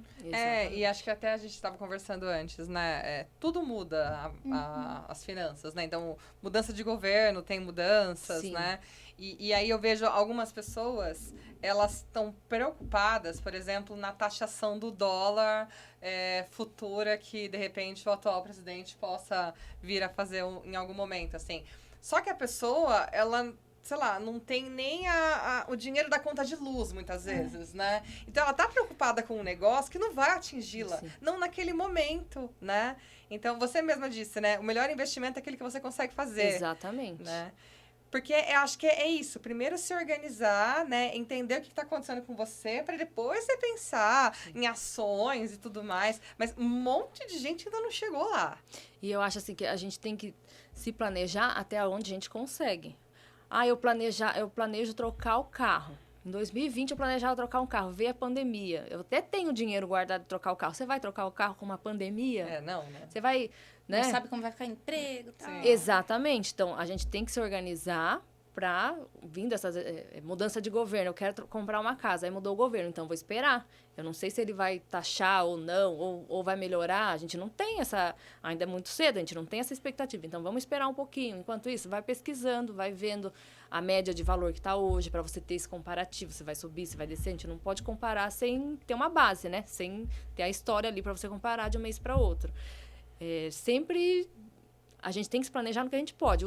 Se o dólar aumentar, vai impactar na nossa vida? Vai, porque praticamente tudo que a gente consome conta em dólar. Só que assim, vai mudar independente se eu quiser ou não. A comida vai ficar mais cara, tudo vai ficar mais caro independente se eu quiser ou não. Então, o que eu posso fazer por mim para me precaver? Ter uma organização financeira. E quanto mais sobrar, mais eu vou poder investir. Tem um ciclo que fala, né? Que você trabalha para ganhar dinheiro, paga suas contas, fica sem dinheiro, trabalha para ganhar dinheiro. E é o ciclo. Se você não investir, você nunca vai quebrar esse ciclo. Agora, se você investir, vai chegar uma hora, a tendência, né? Claro, que o dinheiro vai trabalhar para você, porque você vai ter o rendimento das ações. Então, você vai conseguir quebrar e não necessariamente você vai ter que trabalhar para ter o seu rendimento. Uma outra observação que eu acho interessante, que eu ouvi esses dias que eu estava fazendo um curso, que sempre que possível ter mais de uma fonte de renda. Porque pensa na fonte de renda como uma torneirinha. Se uma fecha, tem uma outra ali, nem que seja pingando, mas vai ter alguma coisa. Sim. Muita gente não pensa. Eu mesmo ainda não tenho, estou fazendo alguns cursos para isso. Não é porque eu trabalho numa empresa hoje que eu não posso tenho o hobby de fazer artesanato, né? Eu posso fazer isso, eu posso fazer alguma outra coisa. Porque a gente não pode pensar em segunda renda só assim, o que eu ganho não está sendo suficiente. Não, o que eu ganho é suficiente, só que mesmo assim eu consigo fazer alguma outra coisa. Eu consigo ter essa soma. Isso é muito importante. Muita gente só tem esse pensamento de segunda renda quando o primeiro ali não está dando conta, né? E eu acho que a pandemia, ela veio também para nos mostrar isso, né? Que nem eu sou professora, né, da UMC e eu atendo em consultório. Então, eu sou autônoma e CLT. Né?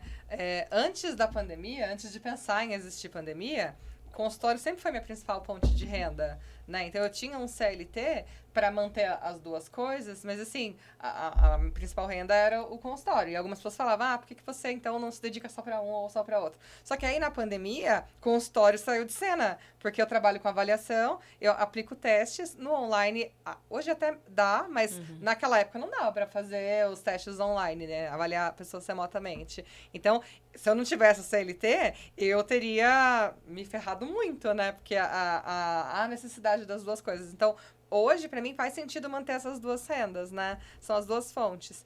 E voltando um pouco para a questão do consumismo, muita gente também se compara com o outro no que o outro tem, né? Então, eu tenho dinheiro para comprar uma casa no bairro A, mas fulano de tal tem uma casa no bairro B. Eu quero morar no bairro B também, porque é um bairro mais bonito, é um bairro melhor localizado, nananã.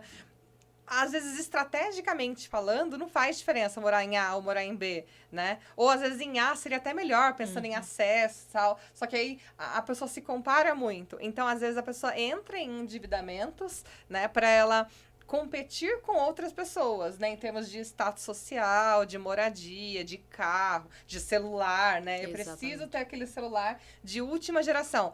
mas seu celular não tá te atendendo, sabe? Sim. E até para preencher coisas, né? Então, a pessoa às vezes tá ansiosa, tá estressada, tá nervosa, e aí ela pensa o quê? Eu mereço, né? Eu mereço comprar uma bolsa nova de R$ 500. Eu mereço, sei lá, comer no iFood. Tem comida na sua casa, se tem bolsa para você usar, só que aí você fica colocando, não, eu mereço, eu preciso de coisas.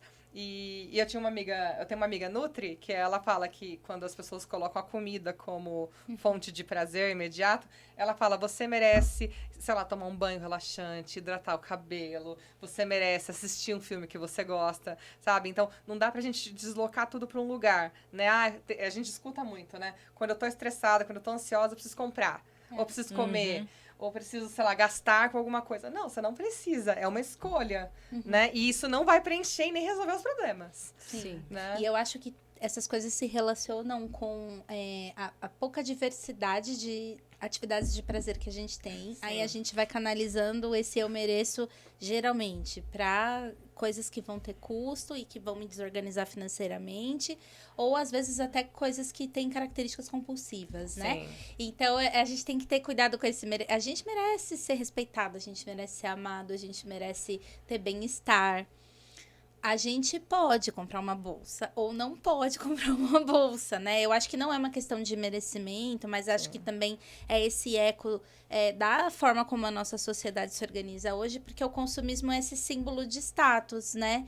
Então, você precisa também fazer as pazes um pouco com isso. Eu vejo muitas pessoas assim que se sentem expostas se elas precisam fazer uma mudança na organização financeira e deixar de fazer X ou de ter X, ela se sente exposta. As pessoas vão perceber que eu não tô bem sucedida. Mas sucesso, ser bem sucedido é uma coisa tão específica. E tão né? individual, né? Eu tô ouvindo sua história, você uma mulher muito bem sucedida nos seus planejamentos e em algum momento você deixou de ter a sua loja e tudo bem, gente, o sucesso é uma coisa muito específica, né? A gente precisa fazer essa investigação, né? E eu acho que essa coisa do merecer a gente tem que substituir por merecimentos, assim, mais profundos, né? A gente não merece uma bolsa, a gente merece ser amado. Às vezes você queria mesmo encontrar uma amiga, desabafar sobre o seu dia e você tá lá na Shein enchendo sua sacolinha. Sim. Liga pra sua amiga. Talvez vai ter um efeito mais positivo, né? E você vai tirando um pouco essa associação, né? Com as Sim. coisas do consumo. Eu vejo muito isso, consumo como status, né? Eu vejo gente que não tem assim, a condição que eu tenho, de longe, mas que compra em loja que eu não compro. Sim. Porque eu já tive, é claro que a gente tem as nossas realizações, né? Tipo, eu não consigo comprar tal marca e agora eu consigo. Então eu vou lá e compro. Mas isso é uma vontade sua, não seja necessidade para você provar para outras pessoas que você pode. Que você não vai ultrapassar limites para conseguir Isso, aquilo eu também. compro tal coisa, hoje eu consigo escolher algumas coisas que antes eu consigo ir a restaurantes, eu gosto de ir. Tem restaurantes que antes eu nem passava pela minha cabeça. Só que eu vou porque eu quero, Tá com né? vontade. Porque eu gosto da comida de lá, ou eu vou pra tirar foto e postar que eu fui em Porque tal às vezes a lugar. comida é horrível, a experiência é horrível no lugar, Exatamente. demora para atender. Tem muito, né? E não só, né? Que eu tô falando da comida porque eu vi que é o maior gasto. Então, o maior gasto, assim, você vai no mercado, você precisa mesmo comprar aquilo daquela marca? Será que não há outras marcas com a mesma qualidade que são mais baratas? Tenta pensar nisso. Você está consumindo porque você gosta realmente ou porque experimenta uma outra, às vezes, né? Sim. Precisa sair todo final de semana para gastar dinheiro com entrada de balada, com combo de vodka. Exatamente. Com estacionamento. Minha meta lá em casa, eu já falei, a gente vai pedir menos delivery, porque a gente pede delivery toda semana, todo final de semana, pelo menos 3 vezes. Então, a meta é um só. Tá? O resto a gente consegue ir no mercado comprar alguma coisinha. Eu faço, eu gosto de cozinhar também. Então a gente, né? Não é porque você vai cozinhar em casa que você vai deixar de comer um lanche. Você pode fazer o lanche na sua casa em vez de pedir. Sim. Né? Às vezes fica até mais gostoso. Sim. Né? Ou então, às vezes, até você bancar o que pra você é essencial, mas aí de algum lugar tem que sair, né? Eu e o Diego, assim, o Diego gosta de cozinhar mais que eu. Eu não gosto. Não gosto mesmo, nunca gostei. Ele, às vezes, ele tá inspirado. Mas, no geral, a gente não curte, não é prazeroso. A gente entendeu que a gente precisava ter uma verba, uma previsão, tipo uma meta de gasto mensal com o iFood, porque iFood eu saí, porque é menos estressante pra gente, a gente gosta e tem prazer. Mas a gente teve que pôr uma contenção, né? Então, Um assim, limite, né? às vezes a gente quer ir num lugar pra comer e gastar mesmo. Então, a gente só vai nesse lugar. E aí, fazer o quê, né? Batemos a nossa cota. Isso é importante também, de você se identificar com o que é mais fácil. Por exemplo, pra mim é mais prático. Eu não sou uma pessoa consumista com roupa. Eu fico muito tranquila com guarda-roupa cápsula, assim, né? Então, eu prefiro diminuir a minha cotazinha disso pra ter a de comida, porque eu detesto cozinhar. Assim a gente vai conseguindo Sim. equilibrar, né? Mas de algum lugar, seu dinheiro não é inesgotável, a não ser que você viva de rendimento, seja muito milionário. Não é o nosso caso, Não e é o não nosso é caso. o caso da maioria das pessoas que estão na internet consumindo Sim. esses conteúdos, né? Sim, Então, sim. a gente tem que entender que tem limite. Não tem jeito, Sim. né? E a ideia de trazer a Kelly aqui não é pra mostrar como ganhar o primeiro milhão antes dos 20 Ai, gente, anos. se eu soubesse, eu estava Até bem porque feliz. se a gente soubesse, a gente estava com o nosso primeiro milhão. né? Mas a ideia é mostrar, assim, que dá pra ter uma vida de qualidade, dá pra ter responsabilidade com a nossa saúde financeira, porque também é saúde, saúde financeira, né? verdade. E a gente ter uma vida agradável e que seja satisfatória, né? A gente só precisa de um pouco de organização. Sim. E tem muita gente que pensa que eu sou rica, gente. Eu não sou rica, pelo amor de Deus. Só se for de saúde, amigos, né? E pessoas na minha vida. Porque, às vezes, eu posso, a gente gosta de sair, a gente gosta de fazer as coisas, né? Gosta de ir em restaurante, como eu falei. De passear com a minha filha, né? Fazer programas em família. Só que tudo é um planejamento. Quando não dá, não dá. Não dá. Viva a sua realidade, ó, né? Eu escuto também, nossa, mas você viaja tanto, a Priscila só viaja. A Priscila viaja demais. Quando Viaja de menos, assim, eu queria Exato. poder viajar mais. Se pudesse, todo final de semana, carimbinho no passaporte. Mas é isso, é uma organização, é um planejamento. Eu não vou deixar de, sei lá, de pagar minhas contas pra eu viajar, né? Exatamente. E tem cartão de crédito justamente pra isso, né? Use com moderação. Moderação. Sim, e planejamento, né? Cartão de crédito é meio, não é só uma fonte de renda extra que você tem. É Isso, só um é. meio de pagamento. Né? Tem até um Isso, meme que exatamente. fala, né? Se eu tenho um salário de 2.000 e um limite de 2.000, então eu tenho um salário de 4.000. Não, você não tem. tem. Você Não continua tendo de 2.000. Gente, o papo voou e a gente já tá indo para os nossos quadros finais. A gente já comentou, como sempre, né? A gente vai comentando o nosso momento polêmica ao longo do episódio, mas só pra gente amarrar os nossos argumentos aqui, vamos trazer uma polêmica. Kelly, na sua opinião, todo mundo deve investir seu dinheiro da mesma maneira? Não, de forma alguma. Assim como todos nós somos seres, né, individuais, cada um com a sua perspectiva, o investimento é a mesma coisa. Então, cada um vai ter a sua realidade, a sua perspectiva do que você quer. O importante é sempre que possível, repetindo, né, não vai deixar de pagar uma conta para... eu vi lá, ela falou que tem que investir 10%, você parar e vou deixar de pagar uma conta. Não é isso. É você ter o planejamento e investir. Agora, o que é melhor, o que faz mais sentido é cada um na sua individualidade. Até quando a gente vai abrir uma conta numa corretora de valores ou até em bancos mesmo, quando você clica lá na parte de investimentos, tem todo um questionário para saber o seu perfil de investidor. Se você é moderado, conservador. Então, cada um vai ter o seu perfil. Siga lá, eles fazem várias perguntinhas. Siga o que vai estar lá no site, que eles vão sempre dar a melhor indicação. E na dúvida, procure um consultor financeiro. Os próprios bancos oferecem assessoria. Eu tive assessoria, né, tive assessoria de um amigo meu que trabalhava no prédio lá, da onde eu trabalhava, que me ajudou. Então, sempre bom conversar. Quando você quer investir um valor, eu achei legal, procure um profissional. Eu não sou profissional de investimento, tá, gente? Mas procure para te orientar. Que aí vai saber te orientar. Mas, assim, no próprio site dos bancos, dos aplicativos, tem também bastante orientação. O que você acha, Pri? Com certeza não, também. Já falei em outros momentos. Eu sigo uma página de um psicólogo que se chama Eslen Delanogari. E lá ele tem um reservatório de dopamina, que é a coisa mais incrível. Acho que todo mundo devia assinar. É um plano de assinatura que tem vários módulos de aulas. Então, tem módulos de aula de nutrição. Ele é psicólogo, então ele tem as aulas semanais que falam sobre comportamento, sobre estilo de vida, hábito, cognição. E tem um módulo só de saúde financeira. Então, eu aprendi muito. Quem dá as aulas desse módulo é o Rafael Lara, que ele trabalha com assessoria financeira de um banco, do BTG.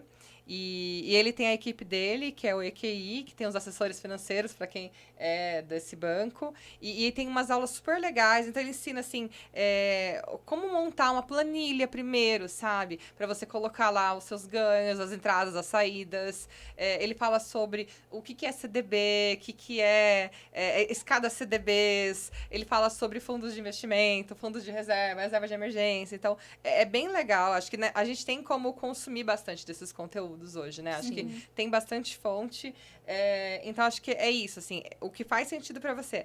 Faz sentido para mim, sei lá, escutar X pessoa falando. Ok, mas essa pessoa que tá falando, ela fala para a população que você se encaixa, que você se enquadra? Porque às vezes tem uns canais, assim, de investimentos que as pessoas não estão falando para mim, sabe? Elas estão falando para pessoas milionárias. Sim. E eu não faço parte, eu não sou milionária, né, por enquanto. Então, eu tenho que buscar uma linguagem de alguém que fala para mim. Né, pessoas que trabalham, que precisa do dinheiro do trabalho, porque senão não vive, né? E que dá para fazer algo com esse dinheiro. Então, a gente tem que buscar, assim, essas pessoas. Eu acho que é isso. Assim, então, não acho que serve para todo mundo.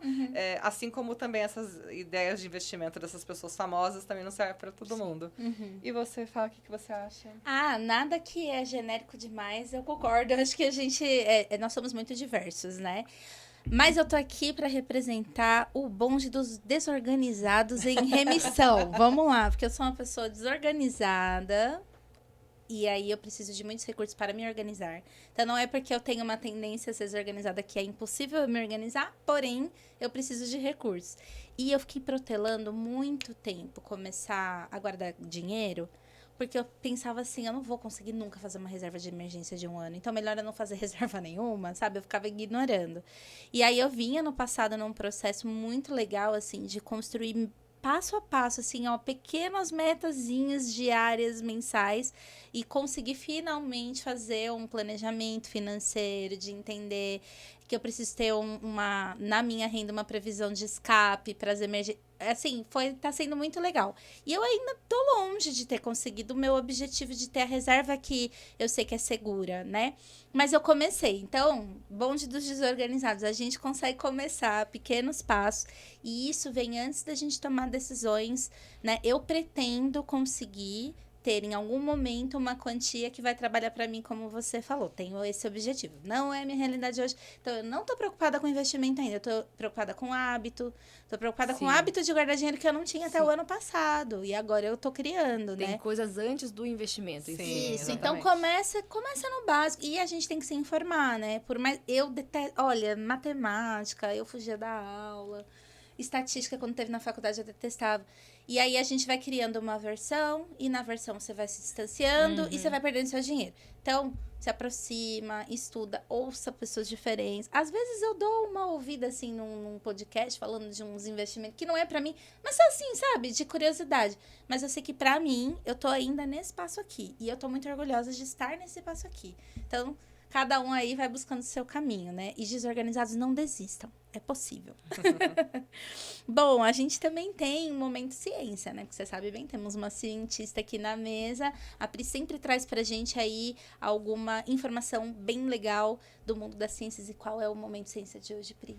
Bom, o Momento Ciência de hoje é sobre controle de impulso. Já que nós falamos sobre o consumismo, tem um artigo bem legal que ele fala sobre a formação do controle de impulso na infância e os fatores que eles levam de influência ao longo do tempo.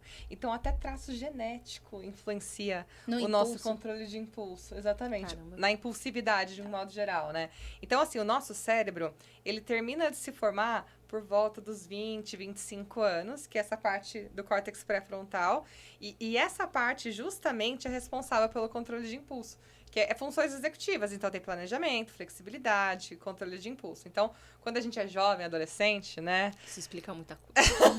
Tudo A está gente claro é muito agora. impulsivo por isso, assim, o nosso cérebro não está formado para. Mas, além disso, dessa formação a longo prazo, ainda tem a questão de traços genéticos, estilo de vida, ambiente, que também podem influenciar. Então, a Fabiola falou do exemplo da família, com a questão da cultura de escassez, né? Se eu venho de uma família onde as pessoas tendem a ser mais impulsivas, eu vou aprender que isso é um modelo de comportamento, né? Então, as chances de eu seguir isso, além da minha predisposição genética, vai ser um pouco maior. Só que também não é justificativa pra gente ficar se escondendo atrás, né? Então, a pessoa sabe que você, aí de casa, né? Sabe que você é impulsivo em alguma coisa, é hora de procurar ajuda. Sim. Né? De, pô, pera lá, né? Eu tô indo além do que eu precisaria, né? Isso com tudo, com bebida, com droga, com dinheiro, né? Com apostas, jogos. Então, a gente tem que entender qual que é o nosso limiar. Então, eu tô conseguindo dar conta dessa questão, é algo que eu realmente, eu tô em fase de desenvolvimento, eu sou adolescente, então por isso que eu sou mais impulsivo. Ah, tá me incomodando, vou buscar uma ajuda, vou buscar terapia, autoconhecimento. Então, esse é o Momento Ciência de hoje. Que legal, muito legal. Eu sabia que tinha genética também, não era só impulsividade à toa. Bom, a gente também tem o nosso Momento Indicação. Coisas que a gente vai indicar aqui para nossa audiência, desde leituras, filmes, livros, arrobas para seguir. Kelly, qual é a indicação que você tem para os nossos ouvintes? Eu tenho duas. Uma é de educação financeira, a Bru Aleman. Ela fala algumas dicas na Rádio Mix e também tem o Instagram dela que tem bastante dica legal. Algumas eu busquei, né, no perfil dela. E tem um outro que ele tem um canal no YouTube e também tem Instagram que chama O Primo Pobre. Eu esqueci o nome dele, que todo mundo chama de... O Primo Pobre... Eu já amei o nome. Ele mistura educação financeira com humor. Ele fala... né, para as pessoas com baixa renda, então ele dá um choque de realidade legal. Legal. Eu vi um comentário muito legal de um vídeo que eu vi no Instagram esses dias, que ele fala assim, o pobre está endividado porque hoje em dia não tem diferença em você pobre ser rico, todo mundo tem o mesmo celular. Só que a renda é diferente, então você tem que viver dentro da sua realidade. E ele dá aulas também no YouTube, ele é bem legal, assim, E a Bru Aleman já é uma coisa mais voltada a investimento. Então, assim, primeiro ouve o Primo Pobre, depois a Bru Aleman para escolher os investimentos. É bem legal. Que legal, que legal. E você, Pri, qual a sua indicação? Bom, eu também tenho duas indicações. A primeira é para vocês aí do Alto Tietê ou pessoas que tenham interesse em fazer a declaração do imposto de renda. Está chegando. Ai, tá chegando. Imposto de renda. Então, eu quero indicar. A Kelly e o Fernando, eles fazem a declaração de imposto de renda para você.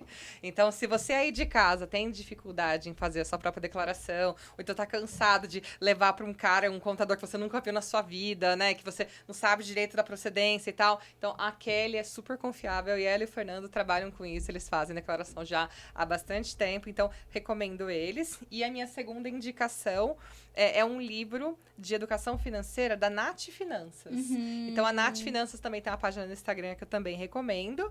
Ela fala também de educação financeira, investimento, também pra gente como a gente, assim. Ela também não tá falando pra rico. E ela tem um livro super legal que é dela com o Ziraldo. Se chama legal. O Plano Perfeito. Então, ele trabalha a educação financeira para crianças. É muito Que interessante. É bem lúdico, tem planilhinha, sabe? Bem legal. Para ensinar desde cedo a criança até o seu controle financeiro. Nossa, eu tô curiosíssima de ver, pra indicar pros pacientes também. Que legal. Sim, é super legal. A Nath Finanças é muito legal, né? A educação financeira para criança também é muito importante, né? Sim. A minha filha já tem a mesadinha dela. Quando ela quer comprar alguma coisa, isso equivale a tanto da sua mesada, vai sobrar. Ela já faz as contas, assim, sabe? Então, se eu juntar 2 meses, eu vou conseguir? E para isso sim, para isso não. É importante a gente falar, né, com as crianças de uma forma natural. Você não vai, né, exigir que ela faça cálculos de percentuais, né?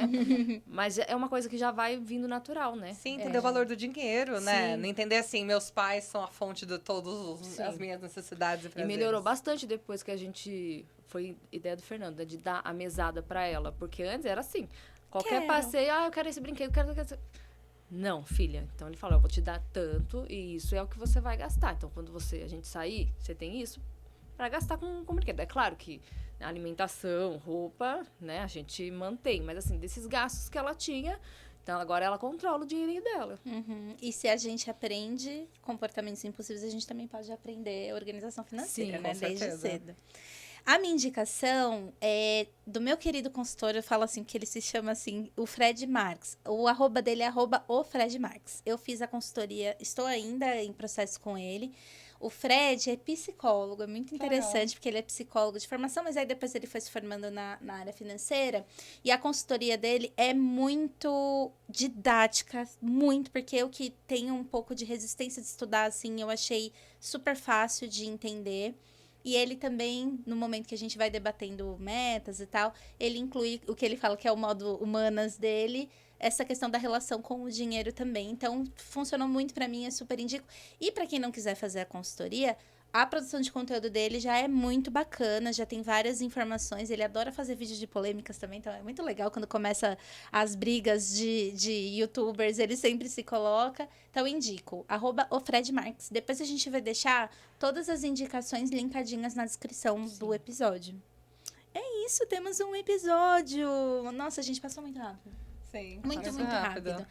A gente tem uma lembrancinha pra você e queremos agradecer muito a sua participação. Obrigada, meninas. Eu que agradeço.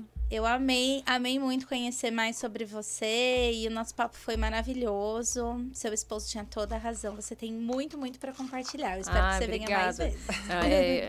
A Priscila sabe que eu estou vencendo aqui a timidez.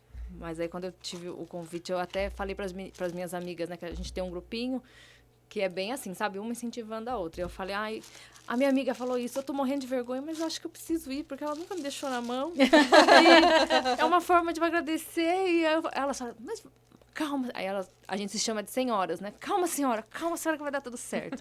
Agradecimento aqui para o apoio das minhas amigas também, que elas são super importantes. Ai, que fofo. E eu já assisti o outro episódio da sua amiga, né? E é muito cheirosa mesmo. Obrigada. Muito obrigada, Kelly. Foi demais. Assim, a gente falou de vários assuntos importantes. Você é uma mulher muito inspiradora. Obrigada, vocês também. E que bom ter essa conversa, né? Que acaba sendo uma conversa mesmo da gente, como a Priscila diz, a gente vai se perdendo ao meio do processo e não vê que a gente tem várias pessoas admiráveis à nossa volta e não valoriza, né? Obrigada. Obrigada, Kelly. Por Kelly, ter aceitado. Caso alguns dos nossos ouvintes queiram ter mais informações sobre a declaração do IR, inclusive, como que a gente entra em contato com você? Tem algum e-mail? Você quer que a gente medie o contato para você? Você quer dar o seu Instagram? Como a gente encontra? Eu acho melhor eu deixo o Instagram ou o e-mail. Tá bem. Eu deixo a gente vai deixar linkadinho. Você sabe seu Instagram de cor, seu @? Eu acho que é Kelly com 2 L's e Y, KELLYJ Matos com T só.